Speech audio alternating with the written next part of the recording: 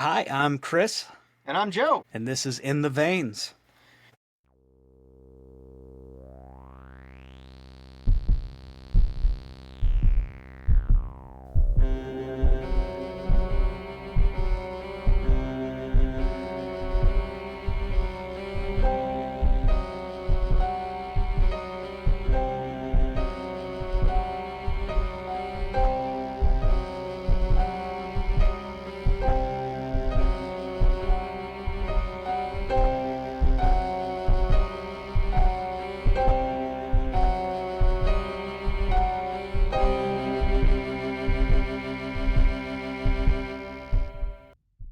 Today we are talking about the original The Evil Dead. Yeah. The This is an interesting fact. It's got a murky release date. 1981 is the official year that's stamped on it. It actually got released in 1983. Uh, we'll talk more about that. Rated NC-17 because it's quality. Written and directed by Sam Raimi, of course. Of course. Starring Ellen Sandweiss as Cheryl, Richard de Menacor as Scotty, Betsy Baker as Linda, Teresa Tilly as Shelley, and who can forget the illustrious Bruce Campbell as Ash. And that really is I just listed the entirety of the cast of this movie. Yeah, not counting all the fake shimps. Yeah, right. Not counting like Ted Raimi. Was Ted Raimi in this one? No, I think this is like the only one he's not, but like all of wow. the crew. Well, we'll get into it. We'll get into it. So, released in 1983, technically, budget of $350,000, grossed just shy of $2,895,590. So it was a rounding success. That's how we got Evil Dead 2 and a Now franchise. that's its like theatrical run. That is its global gross officially. Let's put it that way. The interesting thing about Evil Dead is that I remember reading this in reading about the history of VHS, is that at the time VHS was still, of course, very new, and not many people had VCRs, and there was this idea that you were either a person who watched movies on your TV, on your VCR, or you were a person who went to theaters. And the idea was like these people do not mix. If you watch movies on your TV, why would you go to the theater? You have your TV right there. It's perfect. And if you go to the theater, why would you want to have to like see it on a tiny screen? That's insane. So it actually released on VHS and in theaters on the same day. See, that's crazy to me because I remember, we both grew up on VHS. Of course. We weren't old enough to know what was going on when this movie came out, but I remember it being 6 months to a year before a movie went from the theater to the video store. Exactly. Like, well, no. It'd be like 6 months before it was in the video store, and then like another several months before it was for sale to individuals. Because you could get your hands on the video store version, but it was like an $80 rental version because it was a higher grade of VHS tape, so it could take multiple viewings. Yeah. Some of them I think you'd get a little faster just because they'd sell their rental versions to the public after so many uses. Right, and something new came out, and especially if it's genre. Oh yeah. It's pretty fast and loose with terms of what people like and don't like. Yeah, but I mean, this was also right at the beginning of the big boom in VHS horror. I mean, horror is what made VHS with. Yeah. It's how Trauma and Full Moon and Corman. Roger Corman. And the advent of VHS rental stores. Long may they sleep. Yeah. And especially because there was a format war between VHS and Beta, and technically Beta was higher definition, but then I believe Sony, I might be wrong on that, released a cheap VCR. Yeah. And that was it. I think thinking of the wrong company, but somebody released a cheap VCR, and it was just a matter of, well, I can get that. Well, with and I'm not an expert on it, but I think with Beta, you could do one thing, but with VHS, you remember there was 2 heads or 4 heads. Uh-huh. Now, a four-head VHS recorded at higher quality, but both of them played at about the same quality. So if you didn't give a shit about recording, Right. you buy the cheaper one that just had the two heads and you didn't have to worry about it. And, Right. And of yeah. course, we all remember. Well, not all of us remember, but we remember like SLP, like super long play and stuff. Like you could record in a slightly lower fidelity and get. Sometimes there's a difference between like 2 hours to 6 hours of playtime. Yeah. Which the, is the only equivalent crazy. we have anymore is when you go on Amazon and try to download a movie to your phone and you have to pick the Yeah. the data saver, Yeah. good, better, best. That's exactly the same thing. And it's like, it's on my phone. What do I care if it's not 1080, you know? Yeah, the lowest quality one you're going to download on your phone is still 300 times better than a VHS and a CRT. So We've still got VHS purists out there. I know a Facebook group I was just, you all right? yeah, Okay. they're behind me. Yes. Oh, wow. Yeah, there's a VHS purist group that I'm in. There we go. That talks constantly, and I mean, you have to actually get a CRTV now to watch the VHS because there's no Yeah. way to play them on a modern flat screen. I tried watching, after the advent of DVD, I tried going back and watching a VHS, and I was like, oh no, the quality was not there, and I couldn't sit through a movie, sadly enough. I've been wanting to get a VCR and a CRT just for nostalgia, but I don't have a place for it. I only have like a handful of VHSs left. Yeah, I don't know that it's worth it, to be perfectly honest. So no, if I get one handed down to me for free from somebody, I'll put a tape in and see what it looks like. Probably Six String Samurai. Oh my gosh, we wore that tape out. Anyway, we are talking today about we're the talking Evil about Dead, Evil Dead. though. Yeah. So this was Sam Raimi's first movie, Bruce Campbell's first movie, and I mean, it launched both their careers. We have the Tobey Maguire Spider-Man's owe a huge debt to this film. Oh yeah. And in the same way that Lord of the Rings owes a debt to Dead Alive and Meet the Absolutely. Feebles. But let's get into it. Let's get started. Well, that's enough talk. Let's talk then. So we open on the opening credits, and just a minor detail, but details matter, especially opening credits. They set the tone for the film. Very short opening credits, and they're kind of just a blood red, and the background is this kind of misty fog, which I thought was cool. And then in my notes, I called it TPE, the Pursuing Evil, and it is a Sam Raimi invention. Yeah. That racing POV. Yes. And it's I think they had like a specific camera rig they designed for it and everything. Yeah, they called it the shaky cam. Yes. And it was a 2x4 with a camera in the middle of it and a dude on either end, so that they could go over and under things. And it's wonderful. It works perfect. So well. It has there's a sense of personality to it, which is I think the coolest thing about it. So we get a little bit of this the shaky cam going through the woods before we hard cut to the car driving to the cabin. The Delta 88. Yes, Sam Raimi's good luck charm. It's been in every movie that he's ever done. Admittedly, not a running car at this point. Not even shortly after this, I believe. I thought it was funny, because we've watched this movie so many times. I know I have, and you get to a certain point where you just feel like you know it by the back of your hand. Ash is not driving in the beginning, and I wrote that down. They even mentioned that it's his car. Why isn't he driving? Right, and why make it his car if you know what I mean? It's a weird detail. And it's not because he's drinking, because it's the driver that has the jar full of shine. The driver's Scotty, who my notes called Mitch for a while.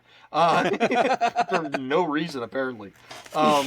He even makes mention of it, hey, it's your stupid car that whatever. But, which gives them a nice little moment because the kind of the evil takes over and jerks the wheel into an oncoming truck. And he gets to tell them, hey, I didn't do it. Your stupid car did.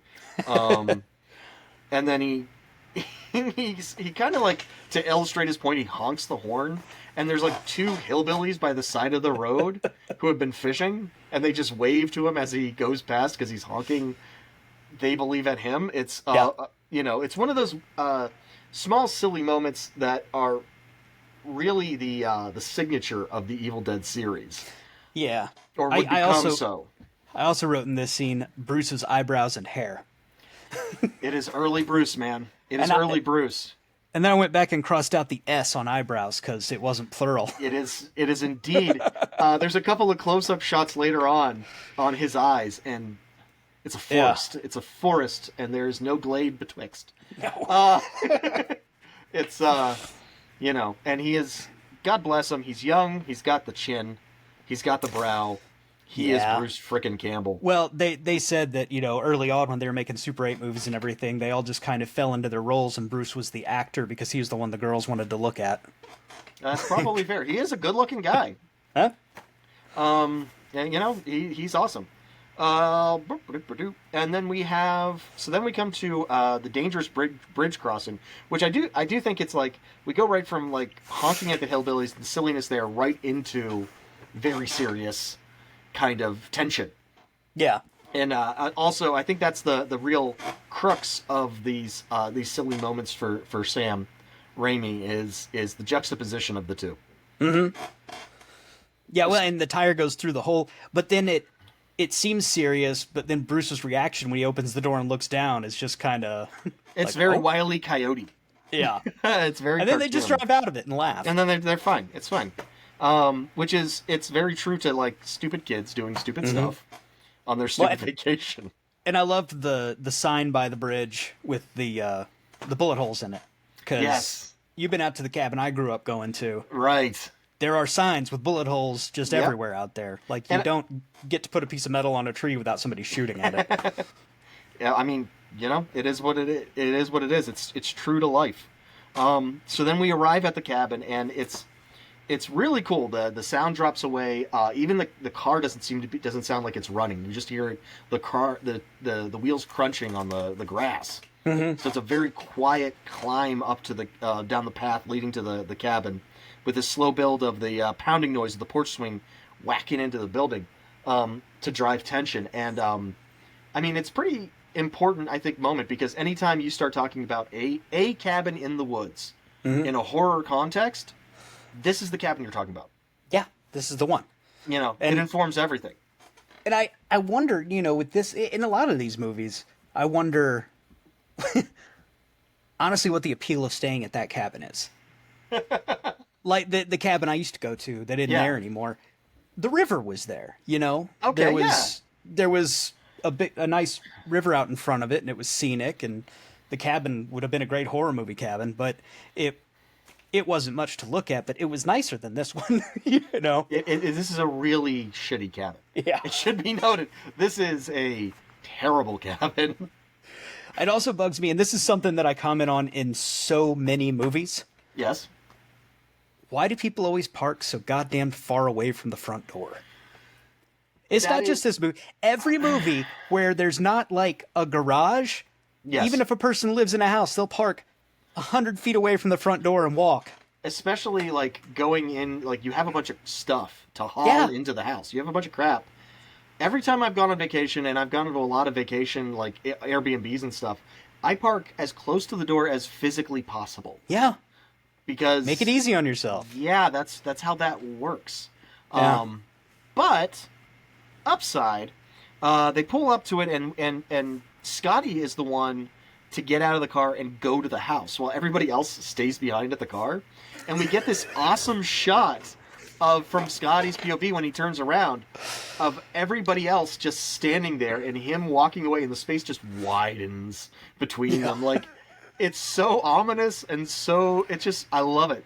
And it's like that's why they didn't park closer, because we Well, needed and, to have and this shot. that's the real answer. It's because the cinematography is the answer. Right, and then it gets Scotty nice and isolated while he's up there looking for the keys, trying to get in, which gives us another cool moment when he finally grabs the keys. The porch swing just stops. It doesn't like slow down. It just halts. Yeah, just abrupt. Yeah, it's very cool. And then he opens the door, and then we get the interior, and man, is it's smoky. Because smoke equals depth equals interest. Yeah, and apparently that was just Rob Tappert standing off to the side smoking a cigarette. Well, he did his job good. Yeah. And then we get a little like flashback to the people in the car unloading the car, and we get a little funny moment as they toss stuff to Ash, and he kind of suffers because he's a cartoon character. But then Scotty's looking around, and I assume it must be like a hunting a cabin. Because yeah, it's got to be. Yeah, and I mean like he eventually goes out to the shed, and there's just animal parts and tools. So, I guess. Still a terrible place to stay. Yeah, 0 stars on TripAdvisor. Yeah, the only draw really is if you're like young enough that you can't drink where cops might find you. Like, that is true. You're right. But these guys are not. No. They are all. Yeah, they don't seem to have an issue with that. They're not teenagers. I don't know. Anyway. Yeah, we can try to work out why teens do stupid stuff in horror movies later. It's a little big. It's a whole other episode. Maybe a series. It's pretty much what this is about. The entire podcast. So then we get a shot of the sun setting. There's a lot of these kind of shots of like the sun or the moon, and it's either like clouds fogging it, kind of like ink billowing in. So this is sunset to let us know the time of day that we're heading into, as we all head into the cabin, or we all go into the cabin, and then we cut to them kind of just everybody kind of hanging out. But we really just focus on Cheryl. Now the character Cheryl is supposed to be Ash's sister. Yeah, I never realized that until I think I was looking at trivia for this. Like, it doesn't seem like it's made clear in the movie. You know what? I remember picking it up in the film because the nature of the relationships was always fuzzy to me. But she's the only single person there. But Scotty specifically says at some point when she's freaking out, she's your sister. You deal with it. Okay, yeah. But she's also the only one that calls him Ashley. That is also true. She's third wheeling hard. Because otherwise it's Ash, his girlfriend Linda, Scotty, his girlfriend Shelly, and then Ash's sister Cheryl, who seems like he couldn't get rid of her. That's why she goes first. And it starts with this next scene with her. She's doing a drawing of the clock in the cabin. It's this small, pendulum clock that's on the wall. And she seems sort of mesmerized for a moment, and we get a little bit of the soft noise of the "join us" echoing, which is one of the catchphrases of the film. Essentially, the franchise attracts catchphrases like shit attracts flies. It's one of its more charming qualities, I feel. Oh, something else that I like. I realized how long it'd been since I'd seen this. I think you texted me about how you forget what's in what movie after a while. Right. There's no Dead by Dawns in this one. There are not. There's no... Yeah. And then, I mean, not to jump ahead, but I kept expecting the guy's daughter and the hillbillies to show up at the end. No, that's Evil Dead 2. Which is much more of a balance, I feel, between comedy and horror than this one. This is more distinctly a horror film. Oh, yeah. I actually have a friend who, this was her, before she got married, this was her longtime kind of vetting film for guys she was dating. She would show them The Evil Dead, and if they reacted positively, they were cool. If not, they were done. That's fair. That is. And efficient. Yeah, it works. So she's kind of mesmerized as she's drawing this clock, and then she starts what us in the paranormal profession would call automatic drawing. Yeah. Where a spirit kind of takes control of your hand and you start drawing, but she's more like it's more of a possession, like she's compelled against her will to draw. And the drawing that she produces, which is very rough and very crude, and she's tearing into the paper, is of the book, which is a bit mysterious at this point in the film. And then the door to the basement, which is a trap door, rattles, just to indicate that that's where we're headed. Yeah. Which is a nice little minute of little bit of foreboding, a little bit of foreshadowing. It's a very cool little scene. Yeah. Well, the whole thing, like, it sort of struck me on this watch, knowing Sam Raimi's body of work. You know, you can see he has such a strong visual style that you know it's a Sam Raimi movie Absolutely. from the jump. But it goes all the way back to this. I mean, his very first one, and he turned 20 right before they started filming. Is there? I think there might even be like an extreme close up of just her eyes as she's automatic drawing. Yeah. But I mean, just the angle of the camera when he's looking for the keys on top of the door frame. Oh, yeah. That shot you were talking about where the space expands between them and they're all just kind of watching him. It's kind of a like, yeah, no, you go first, you know? Yeah. Just But march to your death. Yeah, but just the angles, the lighting, everything that still is Sam Raimi was there in this movie. It just... Yeah, the DNA is there. Yeah. So yeah, it is definitely a cool sequence, and then and it's just a Sam Raimi movie. What I found amazing about it is, we talked a little bit about this, is just how well it flows. Like right here, after she draws the book, there's a hard cut to them eating, like it's like a blender going, just to kind of break that moment of tension, and we cut to them eating dinner. But a lot of it, scene by scene, is more of like a sequence that rolls into the next sequence. Yeah. As opposed to like, okay, this scene, and okay, this scene, which is helped, I'm sure, by the fact that it's a single kind of location. Yeah, and, you know, who knows how much of it was done in editing. Like, one of the things that drove everybody crazy, apparently, was that Raimi shoots everything from every angle so that he can he has as many options in the edit as possible. Right. But, you know, that gives him a lot more play when he is making it flow in the editing room. Right, and it does flow. It flows really well. Just taking my notes, I had a hard time, like, figuring out, okay, which is the next... Is this really the next scene? I mean, there's a different motivation, so I guess that means it changes. But yeah, I have trouble with that. Yeah. Identifying one scene to the next sometimes. Yeah. So we hard cut to the blender, and they're having dinner, and everybody's happy, and they're raucous and whatnot. And Ash makes a toast in what I assume is supposed to be Latin, which Scotty translates as "party down."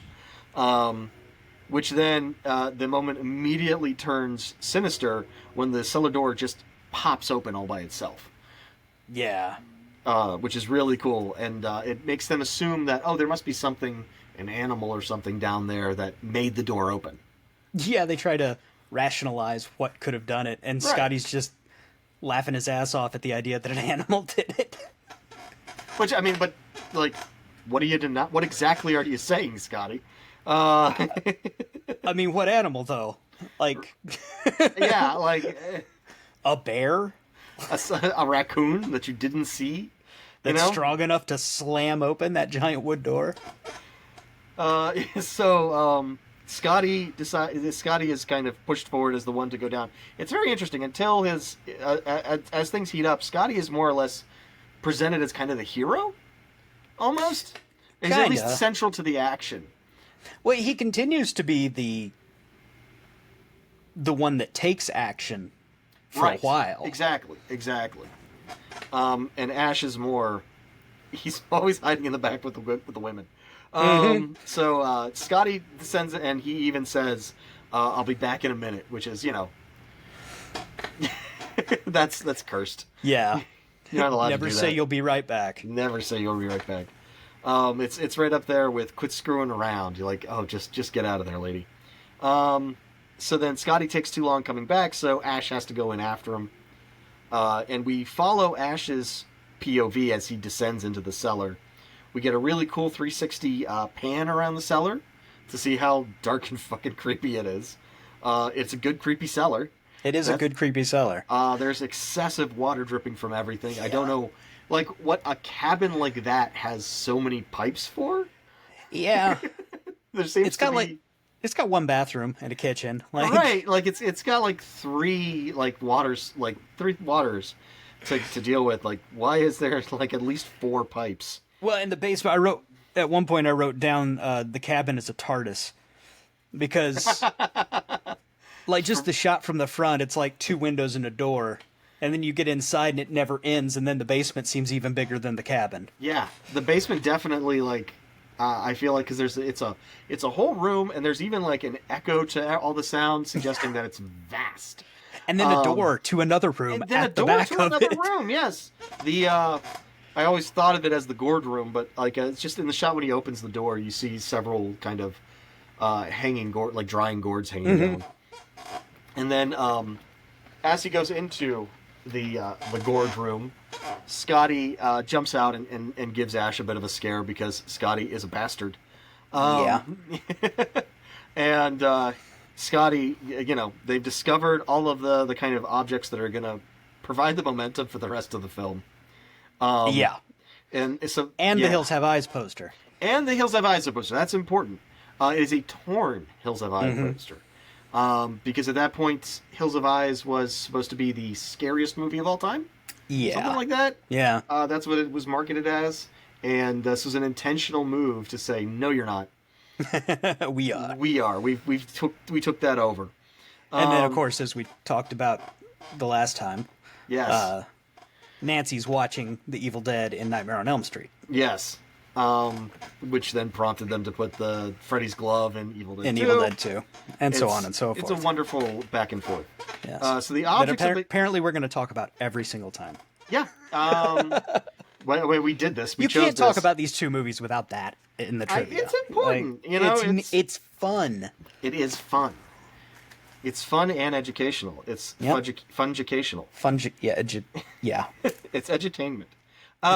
So we get so the objects that we find are a single-barreled shotgun. Why bring that upstairs? I mean, It you're going to like need it. You don't want to have to go through the basement to get it. I guess. The largest reel-to-reel recording and playback device I have ever seen. But I guess that was the time period. The very elaborate and fascinating Kandarian dagger. Yeah. Made with And- real chicken bones. Fantastic. And the Book of the Dead, which in this movie is Naturum de Monto, is the name that is given for it. It eventually becomes Necronomicon Ex Mortis. Yeah. And in the overall universe of Evil Dead, there are three. There are three Right. different Necronomicons or books. Oh boy. Hey, So- I love, by the way, the remake and Evil Dead Rise. I think I they're loved- amazing. I have yet to see anything Evil Dead that I didn't supremely enjoy. Yeah, and there's another one coming now. I can't wait. Yeah. I love it so much. And they get better as they go along. Though the original and Evil Dead 2 especially are hard to beat. Well, yeah. But so then, they take the crap upstairs, and then they're all sitting around while they play the tape, which is a fantastic exposition dump. This is something I noticed. Bruce says, "This tape I found." Interesting. Taking Scotty credit found for it. that. Scotty Scotty found it and showed it to him. absolutely found And in it, front of yes. Scotty, he takes credit for finding the tape. But they are drunk. That's true. Presumably, well, they've been drinking. Let's not assume. Yeah. And so the tape, how would you describe the contents of this tape? We've got this doctor guy. This, Recording his academic findings. right. He's a archaeologist. That's the word I was looking for. And talking about things that he found in these Kandarian ruins, including the Book of the Dead And the dagger. and the dagger. And he says that the book contains funerary practices and burial rites and whatnot. Yeah. But what it actually contains is instructions on how to resurrect the forces of, like, the evil spirits of nature. Yeah. How to like kind of make them rise up and it ends with him giving a verbatim translation, or not translation, but verbatim reading out of the curse in the book. Like you do. Like you do. I will now read out the curse into the tape recorder for no reason. Presumably he has it written down somewhere. I don't know why he would have to do that. He just wanted to show off and prove he could read it. One must assume. And then we get, as it's reading it, we get a little shot out in the woods, or just outside the cabin of kind of the ground rising up, and there's there's mist escaping. Yeah. And there's a red light. It's clearly that they're actually resurrecting these evil spirits. Yeah, stuff's waking up out there. Yes. And then Cheryl freaks out and demands, because she keeps asking them to stop playing the tape. Eventually she freaks out screaming, and Ash does stop the tape, and a tree branch comes through one of the windows and breaks the window, and everybody's kind of like, oh, Cheryl, you ruined things. Yeah, she's being a bummer. She's dragging the party down. We were having fun with the demon resurrection rite. They didn't even bring a deck of cards. This is all they have. This and each other's company, and that's not working for them. We were all like 22, 23. We all went out to a almost entirely abandoned piece of shit cabin in the middle of the woods with our friends. Just knowing that there would be some kind of rudimentary archaeological finds that we could dig up and we could have fun playing with. Yeah. Who hasn't had that experience? It's formative. If you can't toy with ancient evil forces, what's the point of even being young? Exactly. What can you toy with? Recent evil forces? That's crazy. That's crazy. You sound crazy right now. We get a shot of the moon turning red, and then we hard cut to the sequence of Ash giving his girlfriend a gift. Yeah, they're sitting on the couch awkwardly, and he says, "Why don't we stay up and listen to the storm?" Yeah. Yeah. Okay. And then she goes to, she like leaves the room to go and get a drink or something. No, she's going to check on Cheryl. Oh, she's going to check on his sister, his blood kin. While he stays behind. Well, he stays. He's not into it. And he pulls out a tiny gift box, and then pretends to be asleep, and holding the gift box on his knee. And then we get this weird, very Raimi-esque sequence where she notices the box and tries to grab it without waking him. And he keeps peeking, and yes, and we get his unibrow, and and eventually she catches him peeking. Yeah. Yeah. Anyway, and then he gives her this gift, and it is a tiny magnifying glass on a chain. Yeah. Such a choice. It had a purpose originally. That it was. Do you know the story why they picked that? No, I got nothing. So the original plan was that it would eventually factor in, and he would use it to magnify the sun to burn the book. Oh, that makes sense. But that they had to abandon that plan, and so they had to find a way to work it into the end because they'd done so much to establish that it was important already. Right. So then he, uses it at the end as a lasso. But that's why it was a magnifying glass. It was supposed to end up being what he used to destroy the book. Interesting. Otherwise, it's just, I don't know. She's really into like Nancy Drew books. Like that's her thing. She refuses to wear her glasses, and he's sick of reading things for her. She's like, she loves it. She's like, I will never take it off, which is a weird thing to say about a magnifying glass necklace. But sure. So then outside, the shaky cam is, we see it's watching them. Presumably they start to make out, because he gave her a gift, and that's why you give girls gifts at that age. Yeah. And then the shaky cam leaves them and goes essentially looking for a victim. And I believe at that moment it goes past the window with Scotty and Shelley. Yeah, and it's all red. Like the light in there is all red. You're right, because they're getting undressed. They're going to have sex. So the lights turn red when you do that. Yeah, like a Okay. prostitute, you know. Got it. We've all been 22.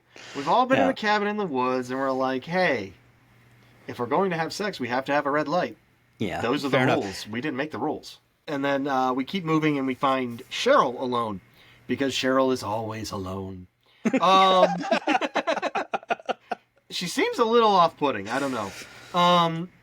And she's She's a sensitive artist, Joe. she is a sensitive artist. She draws a fantastic clock. She hears, I guess, the shaky cam kind of like out in the woods. Yeah, I think so. There's As she's getting ready for bed. it draws her attention somehow. It draws her attention, and she seems like she hears a noise, and she just goes out into the woods at night, Yeah. which is all sorts of a bad idea. And barefoot, right? Like she doesn't prepare I herself. believe you may be correct. And she walks out like the back door, so she doesn't go past Ash and Linda on the couch. Yeah, she makes sure nobody knows that she's alone in the woods. Exactly, because she heard a noise. Yes. And there might be somebody out there. Or a bear. Or a bear, or a wolf, or indeed one of the many hillbillies who saw them coming to this house. Yeah. And so then she wanders further and further into the woods. We get creepy noises, we get fog, we get shaky cam POV shots, and then we get perhaps one of the most, certainly the scene that I think of first when I think of the first Evil Dead, Yeah. which is the tree rape. To put it not so subtly. Yeah, it's like the one like mar on this movie's It's very extreme. reputation, It's you know. very extreme. I feel Yeah. like if she was just sort of like Scotty Later, just sort of beaten up by the woods, if she was just sort of beaten and dragged around mean, and stuff, Unless it they just probab- didn't show us what happened to Scotty. Because they didn't. he does pull like that stick out of Scotty, so we don't know That's true. what the nature of that was. Maybe that's the thing that they do. In which case, holy shit, the Deadites are worse than I thought. But so like I wonder if they could have gotten like an R rating, is what my point was, because this is NC-17, Yeah, well, so it's sexual because of the sexual content. and I you know, assume. he supposedly, and again, he's 20 years old making this movie, but a lot of the Deadites' blood is like 2% milk, you know? Yeah, there's a lot of white blood. And some of it was to show that they're not human anymore, but another thing was just to Drop the rating. as a way to minimize the red blood and hopefully get a little bit more past the MPAA. Yeah, well, didn't work. But I then mean, he you avoided- give them tree rape. Right. And- He did avoid the X rating, the dreaded X Yeah. rating. So Yeah. I'll give him that. But so, and you know, we talked last time, I think, about my feelings on sexual assault in horror movies. Mm-hmm. How it's usually like a very cheap kind of way to just show. But I don't feel like this necessarily cheapens out, because it is such a it's such a dark sequence. It's so intense. Yeah, it's intense, and I still don't think it's absolutely necessary, but at the very least, it tells you how serious the danger is. It's Yeah. not a joke. Yeah, you and know? at no point is it sort of like, I don't think there's at any point that she really like recovers from it. Oh, She no. is absolutely shattered from the moment those vines start grabbing her. Because the vines Yeah. grab her, they start animating and like tearing at her clothes, scratching her, whipping her. She gets pulled down, her legs pulled apart. The branch just shoots in there, and it's an aggressive shooting in. And I don't know why, but in my memory, that's where that cuts. But it goes on for a minute after that. There's like a second of kind of implied intercourse type of just her, moaning and reacting. groaning. Yeah. Yes. But watching it this time, I didn't remember. In my mind, that scene's always been very vivid, but it also always ended as soon as that branch shoots in there. Well, and I don't know why I remember it. That maybe I saw it that way on TV or something. I don't It's know. possible that there was some kind of an R-rated edit version. Yeah, that probably. you caught that might have done that. It's funny to me. Like, I don't know about you. I got taught. I was a big Star Wars kid. And I was a big He-Man kid. I had to be told very early on that what you see on TV is not real, because I got very into being He-Man and then being Yeah. Skeletor. And I had to be told very specifically, it's not real. It's not Yeah. real. And I got that kind. So I got exposed to a lot of very inappropriate horror movies very early on. A lot of R-rated stuff. Um, this, I feel like, as a kid, I could have taken Evil Dead 2. This would have scarred me. Yeah. Yeah, I think so. Um, And I don't think I saw this till I was a teenager. Like I didn't see this until I was a full-on adult. yeah, and in fact, I knew Bruce Campbell as Briscoe County Jr. before I knew him as anything else. Mm-hmm. Like that's how I grew up with Briscoe County Jr. as I love that show, and then I end up seeing Evil Dead and Evil Dead 2 later on. Well, actually, I think I saw Army of Darkness before I saw either of these. Funny story about that. I remember when Army of Darkness came out. I remember I was, oh boy, this is classic Joe. I remember it was Sunday because I was an altar boy. I was serving mass, and the other kid I was serving with, Tommy, I didn't know at the time, but Tommy was rich and I wasn't. And Tommy had seen or Army of Darkness, and I was mentioning to him movies that were out, and I was like, "Yeah, I saw that Army of Darkness. The previews look cool. I might want to see that." And he said, "Like, oh, I saw it. It sucks." The main character guy doesn't say he hardly says anything the whole movie. Every line that he has, you get it in the trailer, and I was like, "That's a weird criticism." Yeah, it is. And of course, later on, found out it's actually a part 3. There's a lot that you're not getting. Yeah, I didn't realize. Like when I saw it, and at the beginning it gives you that little like prologue to tell you why he's there.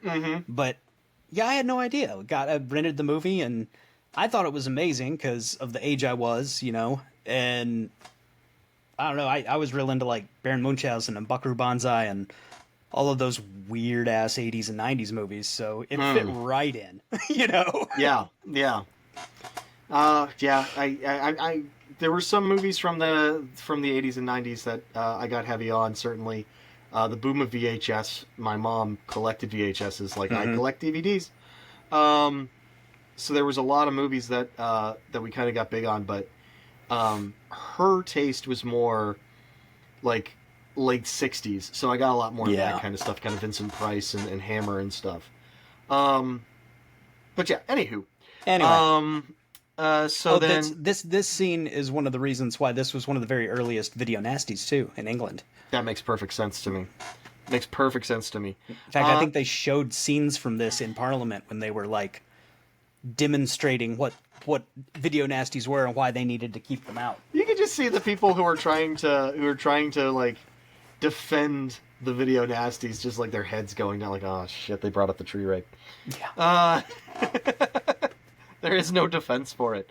So then, after a few moments, Cheryl kind of just like shakes off the branches and breaks free, and she's chased back into the cabin by the shaky cam, and ends up freaking out in the cabin door. Ash is the one that actually lets her in through the front door, and she's kind of in Ash's arms, freaking out about what happened, and she's been attacked by the woods, and she's adamant that she just does not want to stay there. She just does not want to stay there. She wants to get the hell out of there as fast as possible, to the point where she wants to spend the night in town. So Ash, being the good brother, says, "Okay, I will drive you into town, I guess." And also being the only one with a car. I mean, yeah, and the only one willing to actually drive her, because Scotty's like, it's not my sister. Scotty's been slamming that moonshine since early in the afternoon. So. He probably shouldn't. Party down. So then they get into they load up into the car. Oh, and there's an awesome shot as they're heading out to the car of Shelley, Linda, and Scotty framed against the front door. It's a really pretty shot of the trio of them with the light streaming out behind them through the fog. Yeah, it's very nice. Real poster shot. Yeah, well, again, I mean, the style, it's so many things in this movie are just so zero budget that it wouldn't be what it is and held in such high regard if it hadn't been done with so much style. Right. Exactly. So then they get in the car, and then the car will not start. the Ash is trying to start the car. You're getting that it's not starting, and finally Cheryl is like, it's not going to let us leave, and right then it starts just to prove her wrong. Yeah. And they start driving away, and they get to the super dangerous bridge, and we get these weird Dutch angles as they get out to inspect the bridge. It's specifically this weird angle, looking at the car coming at them, and Ash gets out, and the car is straight in the shot. It's level in the shot. But Yeah. Ash is walking at an angle, so it's clear that the car was like kind of tilted up, and we were at an angle. They're going for something. You know what I mean? It's very stylized. Where am I? Yes. Cheryl gets out to look too, and a branch swings at her, just as a jump scare, but it's just a branch. And the bridge is pretty messed up. I thought for sure we were gonna get the weird shot of the like claw-like bridge things, but that's part 2. Excuse me. It's funny because that, like, the shot of that bridge is one of the big disappointments for them in this movie, because they got permission to tear up an actual bridge. And they brought a crane out, and they spent all this time and effort and actually tore apart this bridge and curled it up into those claws. And then they, like, couldn't get the right shot. But in person, it looked amazing. And, like, the river's like 100 feet below, and it was this... God. It was what you see in Evil Dead 2, basically. Right. But for real. You get a little bit, you can see like a little bit of the girder like pulled back as like a finger. Yeah. Cheryl kind of freaks out, and then we hard cut to Scotty chopping wood. I believe it's Scotty chopping wood. Yeah, because Ash is listening to more of the tape. And like they're back at the cabin. Ash is listening to more of the tape, and we're getting the second half of it after the archaeologist resurrected the evil, and it took his wife, and now he's in danger, and he's talking, and we get he says that the only way to stop them is bodily dismemberment. You gotta chop them up. There's nothing else that will kill these things. And then we get an incredibly poor taste, considering we get like Shelley and Linda are kind of playing a game where Shelley is testing Linda's psychic abilities with a deck of cards. Yeah. She's like holding up one card at a time, and Shelley has to guess what the card is. And Shelley is wrong every single time, or Linda is wrong every single time, but Shelley is telling her that she's getting them right. Yeah. She's doing a Ghostbusters tour. Right. She's Bill Murraying her. Yeah, she's Bill Murraying her. Well, actually, this was before that, so Venkman was Evil Deading the college kids. Exactly. The girls, at least. Oh, my God. Venkman would watch Evil Dead. But then Cheryl, who's kind of off on her own being moody because, Cheryl, I got attacked in the woods, starts just calling out the cards, and she's accurately saying what they are. Yeah. Which is freaky, and it leads into Cheryl's full-on possession. Where she starts floating, and it's, again, another Sam Raimi shot. Her feet are off the ground, and they're not dangling. They're kind of curled a little bit beneath her, almost as if she's swimming. Yeah. It's something that we'll see in later films. It's very cool looking, and she floats, and she talks about how they're gonna get them, and they're so screwed, and then she drops, and they go to check on her, and I mean, it's a wonderful moment in, not to get too far ahead of anything, but it's a wonderful moment in Army of Darkness when this almost exact same thing happens. Yeah. And the guy goes to check on her, and Ash immediately grabs his hand before he can touch her, and is like, "It's a trick. Get an axe." Yeah. Which is something I say now every time I see somebody, like, it's obvious. Like, me and my wife say it to each other watching any horror movie, like, "Oh, that's a trick. He needs to get an axe." Yeah. Because it is in fact a trick, and it's a trick that's pulled multiple times in this film, and it always ends with somebody getting the axe. Like, Deadites always play possum. That's like what they do. They will always lay there and then like smile and open their eyes when you're not looking, and then close them again. Those kooky Deadites with their playing possum and their true rape. God damn it. I can't believe that's in this movie. So then they go to check on her, and she grabs one of her drawing pencils, and Linda gets a drawing pencil in the ankle, and it takes a while. Yeah. She really grinds that thing in there. And Linda stands there and lets her do it. Yeah, I mean, she's unhappy about it, judging by the screaming. Cheryl is throwing people around. She's got that possessed super strength. Until Scotty has the wherewithal to come in and kind of bludgeon her with the butt end of the axe handle, and knock her, and she gets knocked down into the basement, and then they close the trap door and lock her down there. Again, Scotty's the one that took action. Yeah. Kicked her down the hole. I'm not sure if that's the scene or not where Ash is standing there holding the axe. No, that's when that Scotty's girlfriend comes after them. Shelley, and then Scotty takes the axe from him and chops her up. Because he's paralyzed with fear the entire time. So then Ash goes to check on Linda, who is sleeping.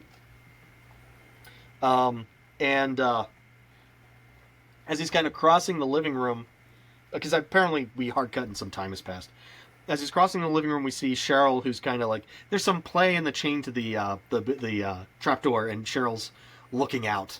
Yeah. And so we get a little bit of her POV, and Linda is sleeping, and so Scotty, Ash, and Shelley talk about leaving in the morning, and the possibility of it. And it's always awesome in these movies, like when Cheryl's feeling better. Like right now she just doesn't feel good. She has a tummy ache. We get a little bit of the shaky cam in the woods, and we get Scott as it moves around the cabin looking for a victim. Scotty and Shelley are getting ready to sleep. Scotty leaves the room, and the shaky cam breaks through the window to get Shelley. And when he hears the window break, Scotty comes running back in and searches for her. Can't find her. Searches I think in the closet or the bathroom or something. Yeah, now this was weird because Ash is just sitting on the couch at this point, and he just lets Scotty go by himself, but Scotty's not in a hurry. He doesn't rush. He just kind of walks back there. Well, yeah, something weird's going on. Yeah. I think there might be He's some in shenanigans. No There's some shenanigans afoot here. And then Shelley just sort of appears. She just sort of jumps on him from off camera. Scotty gets grabbed by Shelley, and there's lots of scratching. She ends up on his kind of she's attacking him.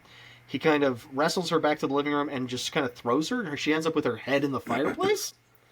Yeah. And then he grabs her feet and pulls her out of the fireplace. She immediately pops up and tries to throw Scotty into the fireplace. And Ash tries to help, but fails.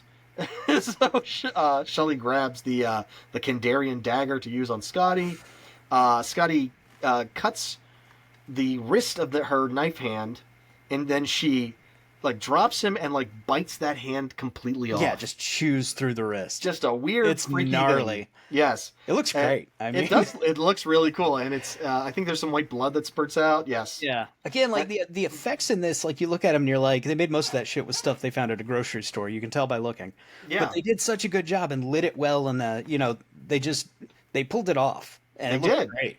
It did, and then it's a weird kind of a wrestling thing where Scotty gets the knife behind Shelley and then drops her on it so that the point comes through her chest from her back. He stabs her in the back, I think, and then kind of throws her down, and it drives it through. It seems unnecessarily complicated when you can just drive the knife into her chest. But whatever. Yeah. Not my job. And then Shelley seems... she spits up some more white blood. She seems like she's dead. It's a trick. It's always a trick. It's always a trick. And then, this is when Ash is kind of standing there with the axe, looking useless. Mm-hmm. And Scotty grabs the axe off of Ash and immediately chops Shelley to bits. Yeah. And another great effect is all the pieces wriggling on the floor. Yes. Yes, it's a very pretty shot. And so then Scotty grabs Ash. He's like, gather it all up, drag it outside. We're going to bury her. And Ash gives this great line, we can't bury Shelley. She's a friend of ours. He's so freaked out by it all. We can't do that. She's a friend of ours. And then we drive the cross into the ground to mark the grave, which becomes another running kind of thing in the series, becoming more dramatic each time it's done. Yeah. And then Ash and Scotty now argue leaving, and Scotty just wants to get the hell out of there, even if it means hiking through the creepy-ass woods, because he insists there must be a trail, there must be another way. Yeah. Well, and this is where he's so at the end of the last scene, right after he chopped her up, and he's the only one making any sense or doing anything. I wrote I didn't like Scott at first, but he's kind of the man.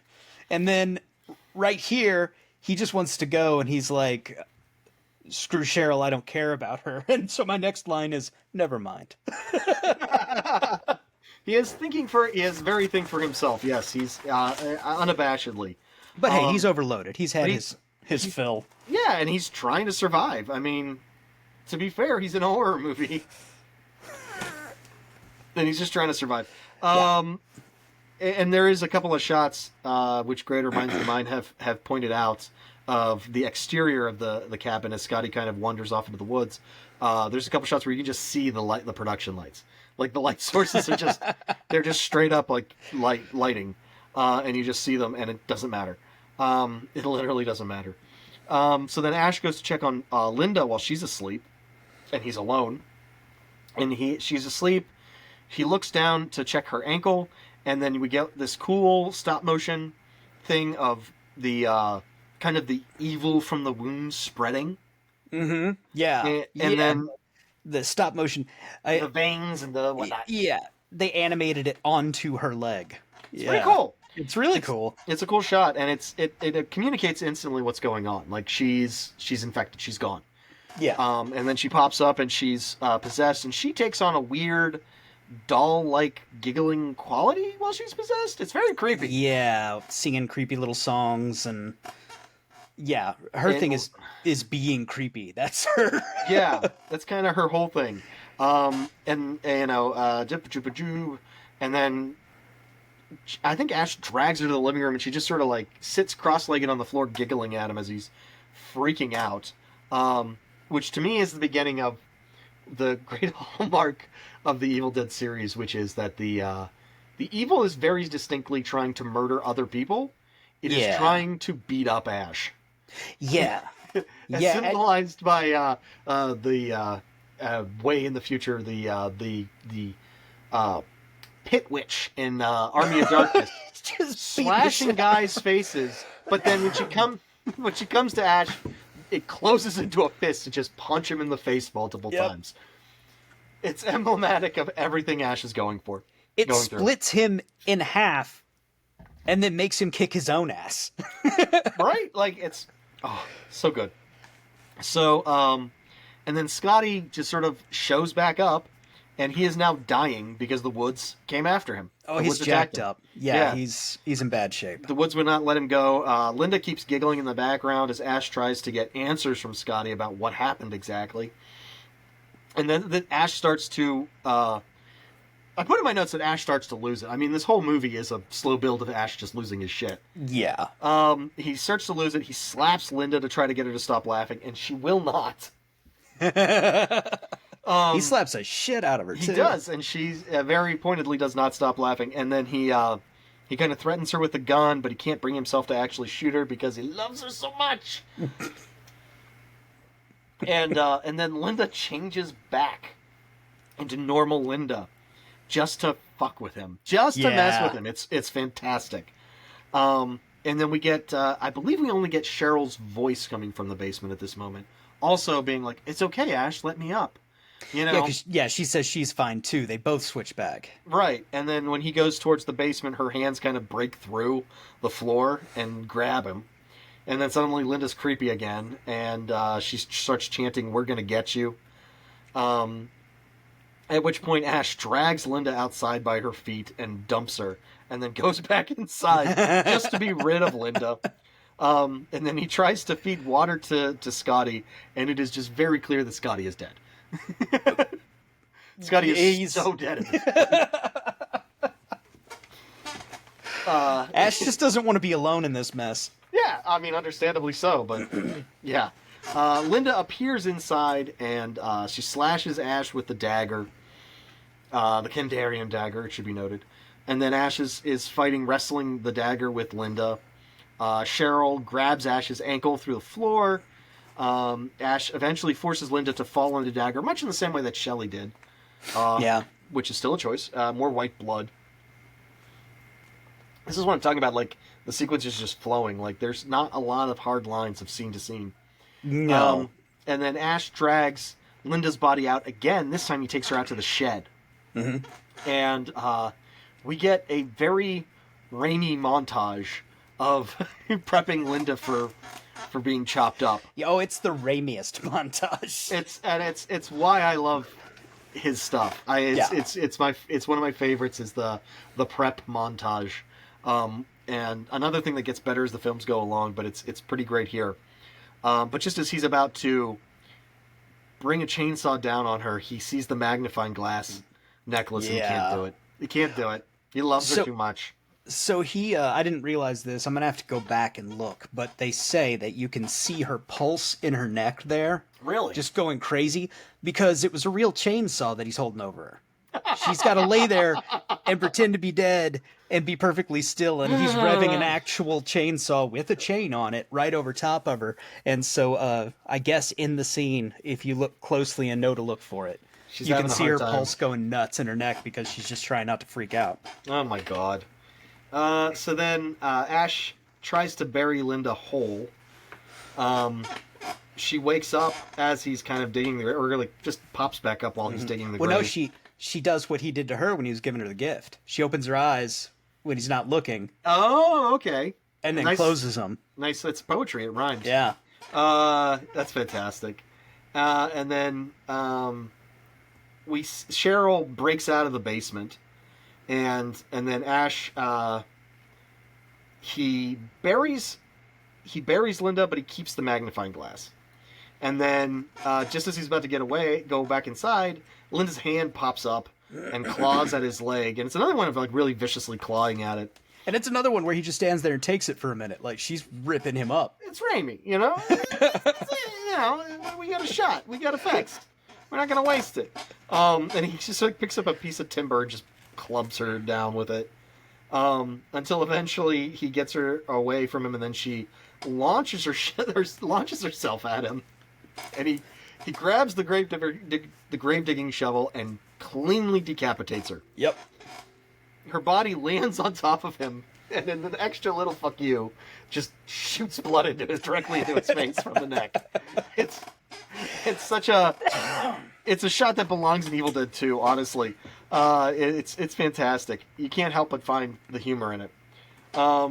So after all this, Ash goes back into the cabin, sees that the basement door is open. Linda tries to get him from outside. He shoots at her, but it doesn't work. Or no, it's Cheryl. I think that he shoots at and doesn't work. Yeah, Cheryl is broken out of the basement. He shoots at her. It doesn't work. He shoves her outside. And then he has to fight to like, close the front door, and then he has to race across the cabin to close the back door. And then he realizes it's a single barrel shotgun and he shot it once. He is out of ammo. And the only place that there is more ammo is in the frickin' basement. So then he has to descend into the basement, and he slips on the stairs, just a sign of how frazzled he is at this point. He is totally, his cool is totally blown. Not that he had a great deal of it to begin with. No. He's been cowering in the back the whole time. He's been cowering the whole time. And one of the pipes breaks, and red liquid falls directly into Ash's face. Is it blood? Who knows? It doesn't matter. It's gross. And it is in Ash's face, like so many other things It was also the final shot on location. That was the last thing they shot. The very last, after 12 grueling weeks of living out in this cabin in the harshest winter Tennessee had seen in years. And the final shot for Bruce Campbell was getting hosed with gore. Oh, so yeah, blood starts shooting from everywhere.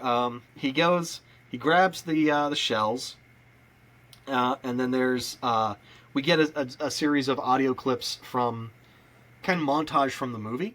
Yeah, like of everything that's happened so far, and they're kind of escalating in volume and in frantic lunacy as he goes back up the stairs.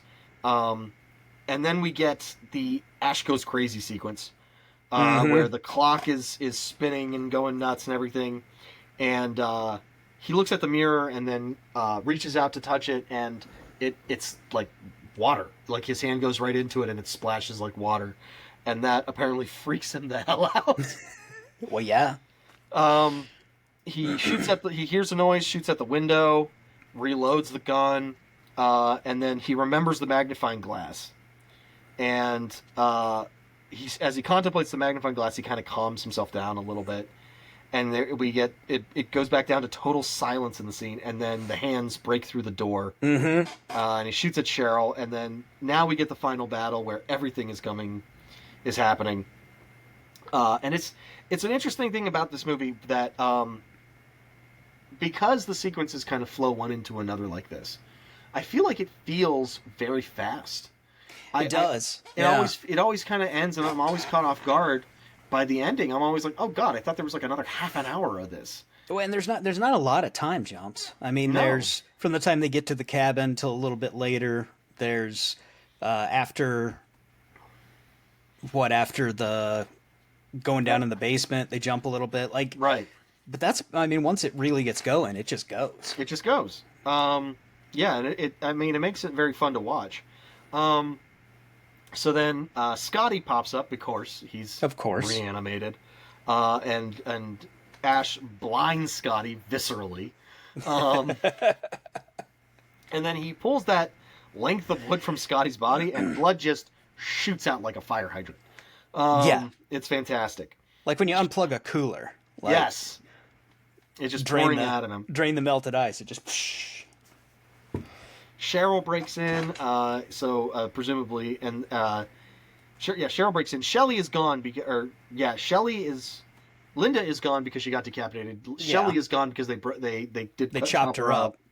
So it's just Cheryl and Scotty left, and Ash, and so Cheryl breaks in, and Cheryl and Scotty are struggling with Ash, and in the kerfluffle, the book lands kind of close to the fire and starts to smoke a little bit as it's heated up. Yeah. And Ash notices that the undead kind of smoke too. Yeah. And so now it becomes clear what our motivation is. We got to get that book into the fire. Mm-hmm. And as Scotty is pulling Ash away from everything, and Cheryl grabs a poker and is just beating Ash with the poker, wailing on him. just wailing on him, and he's it hurts, but he's still doing it. And he gets really invested in using the magnifying glass chain to kind of like snag the book. He's kind of flinging it at the book to snag it on the magnifying glass to pull the book closer to him so that he can then fling the book directly into the fire. And eventually he does. And when it does, the undead suddenly stop. They freeze in place. And as the book burns, they rapidly rot away in a really cool. It's with some really cool stop motion. Yeah, yeah. It's the hands bursting out of them. Yes, demonic hands burst out of their bodies and try to grab at him. And Ash's close up to Scotty's face as he rots away. And we get one last little echoing "Join us." Yeah, yeah. I love the look of the hands busting out and the disintegrating and stuff, but when the hands bust out, because I wondered if I'd forgotten the end, because I was like, oh shit, are they just leveling up to another boss? Like, Right. is this them becoming? Right. Like what are we at? What's happening now? What could possibly be next? But no, that's just the last ditch effort before the bodies completely rot away, apparently, into colored oatmeal. What it looks like. And then we get the end. I think it was cream corn, actually. Oh. It really was cream corn. Like, yeah, it looks like it. It's disgusting. So then we get the final end of the movie. Ash gets up, dawn breaks, and Ash gets up and heads for the car in the cold light of day. And just when you think that it's safe, the shaky cam starts up again, this time from the back of the cabin. And we get a really cool shot of the shaky cam, kind of like it blows open the back door, goes all the way through the length of the cabin, shatters the front door, Yeah. and winds right up to Ash's face, and then we hard cut to credits. Yep. that was not Sam Raimi's ending. Like, he didn't have an ending. I And can one of the believe other it. guys, I can't remember his name, one of the other people that was still there on set came up with that. And Raimi didn't like it because it wasn't his idea, because he wanted it, it's his movie. He wanted to do the thing, Right. but he hadn't come Right. up with an ending. And Rob Tappert, who was the producer, was telling him, you got to shoot an ending. You've got to have You gotta something. have something. Do what he came up with because you don't have anything else. And then if you come up with something else, don't use it. Yeah. But it was good. And that was Sam Raimi with the camera strapped to his head running through the house. And the guy that came up with the Absolutely ending see is the that. one that rigged the front door to explode and was hiding up in the rafters, like opening the doors when he Oh, ran okay. through. That's cool. Yeah, he rigged it all up because he wanted it to look good because it was his idea. Right. I mean, like, and it's weird because I think I saw Evil Dead 2 first. I just know I saw Army of Darkness first, and I know I didn't see Army of Darkness when it was in theaters. I was only told about it, and at that time I was such a sponge. I was just like, "Oh, okay, I guess I won't make an effort to see it."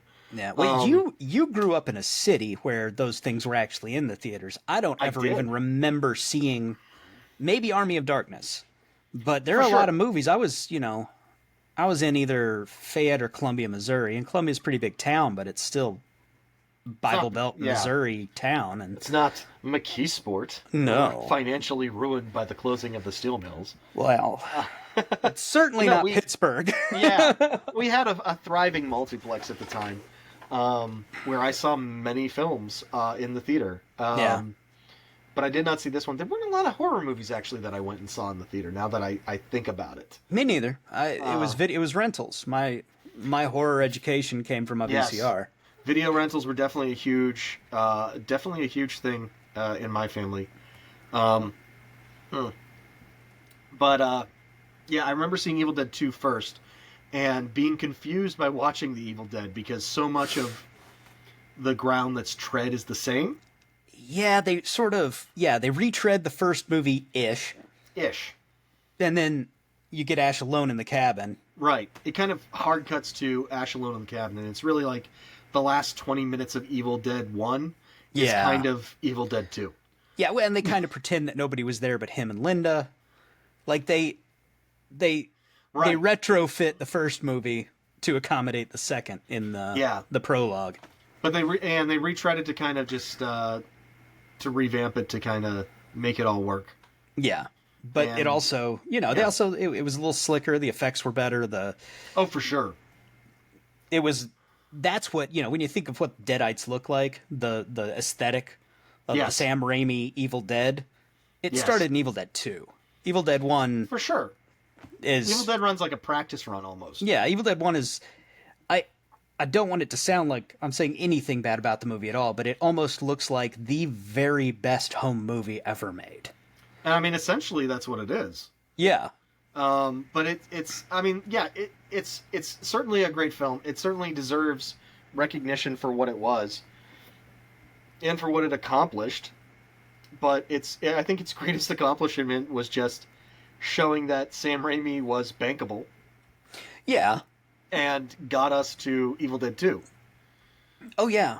But it also, it did what all of those movies like that do and launched a whole bunch of other people into filmmaking because they realized by watching that, hey, Exactly. you can do this. Yeah, I could do that. Yeah. There's not a lot there that's like, it's not fancy technology. It's just using what we've got and just using it in a different way. Yeah. I mean, in and the it's- future, you've got movies like Blair Witch and Paranormal Activity that were shot Oh, for for sure. $2 in a hamburger. And Even beyond that, you've got stuff like not necessarily like found footage, but like hyper stylish kind of stuff. Certainly, I mean, I'd love to hear the chicken or egg scenario between Peter Jackson's early career and Sam Raimi's early career, because there's certainly a similar tone between yeah. Evil Dead 2 and say Dead Alive. yeah, that very stylized slapstick approach to it. Yeah. So yeah, there's definitely like some kind of connective tissue there, some blood in the veins, as it were. But the thing is that Evil Dead is overshadowed by Evil Dead 2 because Evil Dead 2 is a better movie. It is better. Yeah, it's a But- redo. Right. It's not necessarily. That doesn't mean that Evil Dead 1 is bad. Oh, it was the first movie, the first full length movie. They'd made a bunch of Super 8. Right. They'd made a like something called Into the Woods that was kind of the general idea of Evil Dead Right. as a calling card, and they'd made something else that they had blown up into 35 millimeter to try to like raise money or whatever, and it went horribly because when it blew up from 8 to 35, it looked terrible. Yeah. So they were super discouraged before they went into this, but then they pulled off, one of the greatest horror movies of all time. Right. Now, and this one was it was a real cabin on location that they shot and it was a real cabin the whole time, correct? Yeah, well, yeah. I get confused because I know the second one they built the cabin in a high school gymnasium. Yeah, they did, but the original cabin didn't have the basement. That was I think it was Rob Tappert's parents' house or something had that cellar. So Okay. they cut that door in the floor and just dug down far enough to put like half of a staircase. And Right. for someone to get down there and pop their head up through the hatch, but that didn't go anywhere. It was just like a hole. 3-foot deep hole. Yeah. Huh. How luxurious. Yeah, they got the permission to use the place under the agreement that they would just put it back how they found it, and they did. Right. It is now gone. I know that for a fact. I've got They my said- little bag of Evil Dead dirt from Yeah. the site where it used to stand. Did you go there? No, I actually got it. I was trying to find it to wear today. I got it as part of a gift set for I paid way too much money for a collector's T-shirt. I tried to wear it today. It's the Ladies of Evil Dead, and it's got like the undead versions of the three women in the film on it. And it came in a really neat collector's box that had that looked like the trapdoor, and yeah, it's just a little vial of dirt. I probably should have actually brought it over here. I'm looking at it; it's across the room and too far away for me to grab. But it's literally just dirt. It could be dirt from anywhere. Anywhere. No, It could be from anywhere. but and I've seen people selling shards of brick from the cabin. Wow. Right? Yeah, and well, apparently the production did a time capsule that they buried out there when they wrapped, and I guess somebody went and dug it up. They went and found it and brought it to like a con or something where Raimi and Bruce Campbell were on a panel. Wow. And Sam Raimi, I guess, was super excited, and Bruce Campbell was like, "Y'all got to stay off that guy's property. Like, stop bothering that poor man." I mean, he's not wrong. No, he's not wrong. But what I was saying at the beginning about the fake Shemp being, did you look at IMDb? Like, if you actually look at the full cast and crew, there's the main people, and then like a whole bunch of people they're just credited as fake Shemp. Shemp, which is how they are in the credits of the film, I believe.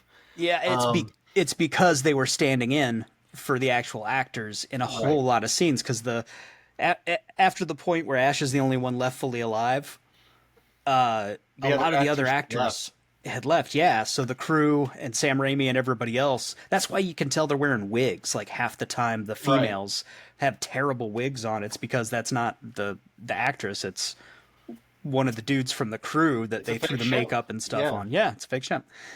But that's how they kept filling in.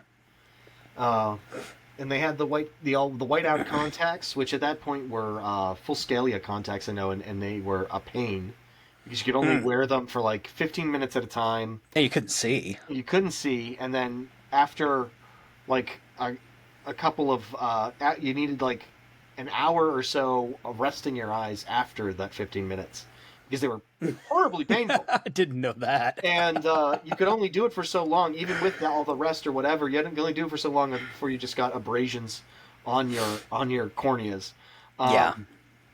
So they were a huge pain in the ass. You had to pay to have an optometrist on set. Jesus. So a lot of like the white eye shots were all shot within like a week of each other. Yeah. Just because it was such a pain to do. But it pays off. It looks so cool in the movie. But that's why if you see a lot of like bloopers and like behind the scenes stuff, a lot of times whiteout eyes actors are just looking in the wrong direction, or something where they have to be like adjusted physically to point the right way. Well, when at one point Ash is fighting, I want to say Shelly, Okay. and she's waving the Kandarian dagger around. Yeah. He had to be real careful because she couldn't see. Right. She was completely blind, waving that thing around at him. So he's fighting a blind actress with a big sharp. I'm sure it wasn't razor sharp, but you could tell it was It's still metallic. I mean, it's not rubber. Yeah. no, you don't get hit with it. But it was grueling. Like, they were trying to do it in 6 weeks. It took 12. They shot in Tennessee instead of Michigan, or because they thought it'd be warmer, and it was the coldest winter ever. There was no indoor plumbing, so they went without showers for weeks. At one point, Bruce Campbell's shirt got so crusty with blood that he dried it by the fire, and when he picked it up, it cracked. Oh, jeez. Oh, man. Yeah, that's pretty nasty. That's pretty rough. Jeez. Well, when they remade it, Bruce Campbell sent a message to the actors that were going to be involved, and he told them all, like, this is probably going to be the hardest acting job you ever do because they're doing it all practical. Right. He, warned them this is going to be grueling, but movies that are easy to make are hard to watch. So That's true. Now, here's a left turn for you. Have you ever had the chance to see Evil Dead the musical on stage? no. God, I wish they would. I wish they would film it and put it somewhere. It's wonderful. It combines elements of Evil Dead and Evil Dead 2. Yeah. I saw it once. I couldn't tell you a single thing about it other than to tell you it is uproaringly hilarious. When you buy tickets, you can buy regular tickets or you can get in the splash zone. The first 3 rows are definitely have and it's tremendous fun. If you get the opportunity, definitely check it out. It's really good. It was a really good time. Of that. Yeah. We came through town a couple years ago and we went and saw it because we would have to, of course. Of course. But it's yeah. And of course, this gave us Bruce Campbell, who still has a pretty illustrious career. Not just as Ash, though. Oh yeah. A lot of it is as Ash. I mean, it's his most known role. Right. Like, it's what you think of when you think Bruce Campbell. Right. But I mean, he had a long run on Burn Notice. He was in Briscoe County. He popped up in all of the Sam Raimi produced action series. Right. Because Raimi produced Xena and Hercules and all of that. And he had a character. Yeah, no, he had a recurring character in that. The Amazing Bubba Hotep. Oh yeah. Yeah. Definitely. And that one. You don't expect a movie about an aging, or even aged, octogenarian Elvis who pontificates on his cancerous penis. Yeah. To have deep emotional impact.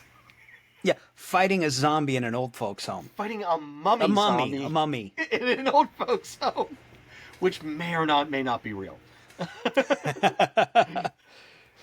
Oh, that's the one we pair with the rule of Jenny Penn. Wow, talk about the other side of that coin. Oh my God. Yeah. I mean, there is nothing better than Bruce Campbell. Well, he's great, and he's got that almost on the verge of sleazy charm, lounge singer charm. Yes. Like used car salesman kind of thing. Yeah, but you just want to be around him. Like, have you ever watched the? It's on Amazon. You can watch it. It's like a game show that they do at Comic-Con, where he's the host, and it's all just pop culture stuff. That's fantastic. Yeah. Game show host is right where he lives. Oh yeah, yeah, and he just takes the piss out of the contestants the whole time. It's tremendous. But that was so that was Evil Dead. Yeah, it was. It was classic. I think we might have to do Evil Dead 2. Oh, I think we should. I think I don't know back to back, but we need to work our way through all things Evil Dead. Absolutely. Except maybe Ash versus Evil Dead, because I don't even know how to approach going after a series. No, we don't have to do that necessarily. But the movies for sure. The movies for sure. Because Evil Dead 2 is arguably one of the best movies ever made. It is, and now I want to rewatch it because Yeah. Just watched this, and This gives you a little bit of that kind of taste in your mouth where you're like, oh, geez, I need more. yeah, I yeah, really yeah. want to. I want to see the rest of it because it does feel very. As much as it is a complete film, it does a good job doing what it's going to do. It doesn't feel finished. It doesn't feel done. Like I Well, said, it always feels like there should be an extra half an hour or so at the end there. and they edited the shit out of it. There was it came in at over 2 hours at first. Oh my god. First cut I think was real long, and then they chopped it down to like 85. Could you But imagine if they released that today? oh my god. But again, I mean, part of what's great about it is what you kept saying is the pace and the flow. Yeah, and it's very fast. It that works pace very and well. that flow got us to 85 minutes, and that's where it sat. Yeah, that's And fair. and they left it open. Ash gets hit at the end, and you don't know what happens next. So Right. that's part of the unfinished feeling. Yeah, it's true. And Evil Dead 2 doesn't pick up right there. They revamp some stuff to make it Yeah, work. they kind of rejigger it and make it work. Um, it's very great. It is funny to me, just like the way Evil Dead 2 opens. It's very much so like boots on the ground and you're running. But this whole movie is boots on the ground running. It Yeah. goes very quick from one thing to the next, in a way that draws you in. Like you said, it's full of style. It's definitely Sam Raimi film, Yeah. and we love Yeah. it for it. And it gave us a lot of stuff. Well, and he went from this to when his Spider-Man came out. At the time, it was the most expensive movie ever made. I mean, that record's been blown over and over again since then. course. But at the time, I mean, at one time he held that record. He went from making this for practically nothing to blockbuster superhero action movies that still have the same visual language that he used in this. Yes, Like, and still have Bruce Campbell in them. and still had Bruce Campbell in them. His other good luck charm. Okay, so Joe's audio cut out right at the end there. I don't know what happened. But that pretty much wrapped it for Evil Dead anyway. And thank you for listening and or watching. Leave a comment. Hit us up at our email, intheveinspodcast@gmail.com. And yeah, next time we're going to be doing Abigail. Really looking forward to that. And I know Joe is too. And we'll see you then. Thank you.